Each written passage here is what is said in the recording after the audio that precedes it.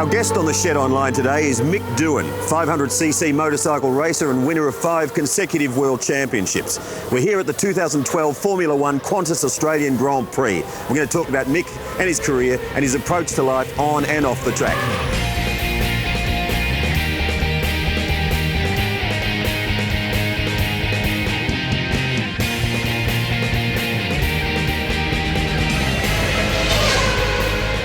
How did you get involved with motorcycle racing? That's a long story. I don't know whether whether this segment goes that long, but you know, just being a kid and the youngest of three sons, and you know, my brothers were into bikes or wanted bikes, and then I wanted what they had, so to speak, and it just went from there. You know, I started riding when I was about six years old and started racing probably when I was about 8. So, and it just sort of snowballed. What qualities do you need to be a 500cc racer? I think a bit of luck goes a long way, but you know, I think determination and just the application as well. You know, it's got to do with a lot of things you want in life. You've really got to make the decision to focus in on it and apply yourself to that solely. And you know, there are some sacrifices on the way, but you know, doing things halfway decent is not a result. So you know, you've got to fully immerse yourself into it, and that's, I think, with any sport, not just the sport I was in. I think the difference between the guys who get there and the guys who don't are the guys who really give it a good crack. How do you deal with fear? Does it play a big part in your mental approach to racing, and where do you get the guts to speed around a track on 2 wheels?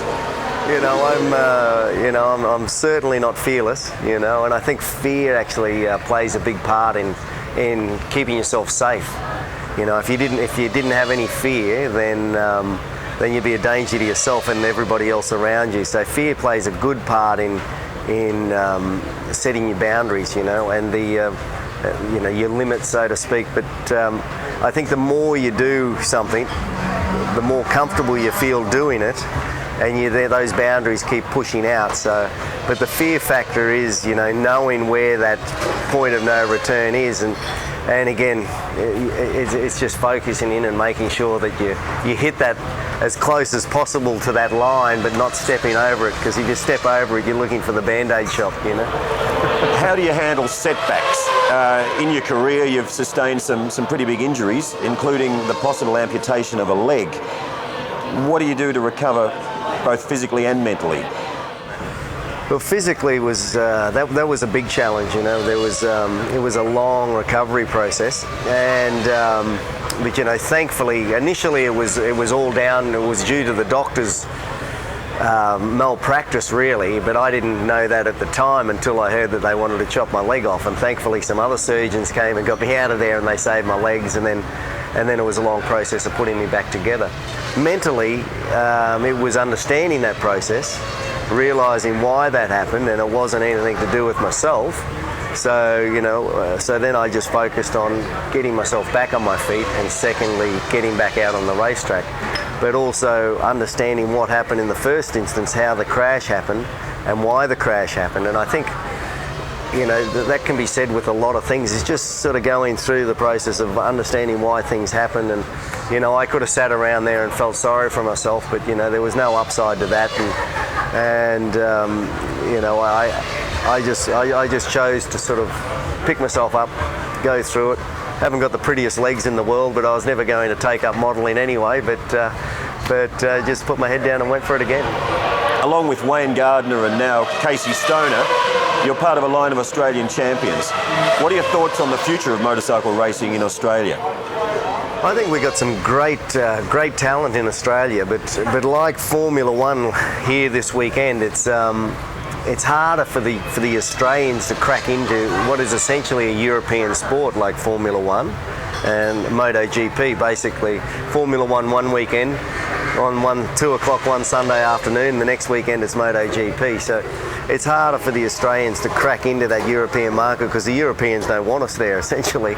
So, but the talent pool here, and I don't know why, but I think just because we are such an open, vast country here, and a lot of kids riding sort of mini bikes and so on and so forth, and then racing at a young age, that it just breeds I guess, talent. And then also, when you do go to Europe, it's a long way to come home with your tail between your legs. So you generally stick your head down and give it a good crack, because there's no point coming home and going, I wish I would have done that, I wish I would have done this. So I think that's why Australians, when they do compete in anything outside of the country, they go reasonably well, because, you know, it's not just a 1 hour flight back from Paris down to Bologna or something, you know. When did you first believe that you could be world champion? Going into the sport in the first instance, you never go in there going, geez, I hope I can finish third.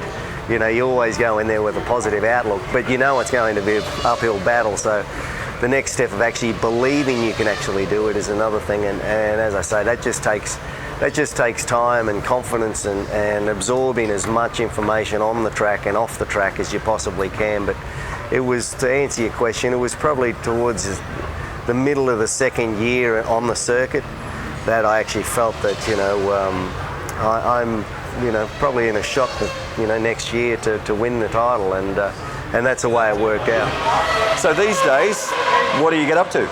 Trying to be back in Australia as much as I possibly can. I've got a young family living on just north of the Gold Coast, and just have a small group of companies which sort of tend to keep me busy, and then a few little promotion things like here this weekend at the Grand Prix and with Mercedes-Benz. So you know, I enjoy what I do, and to be honest, you know, I've been travelling since I've been in my late teens, and so if I'm sitting around somewhere for more than 2 weeks, I start to think something's going wrong. I'm tapping the table and I'm getting a little bit agitated, so I actually enjoy still moving around. Well, you sound like a busy fella, so how do you look after your physical and mental well-being? Well, I think the mental side is the same as before. Just try not to dwell, you know, I have the same issues as everybody else, and, you know, even in some of the business dealings I have, they don't always succeed. Like in racing, you don't win every race.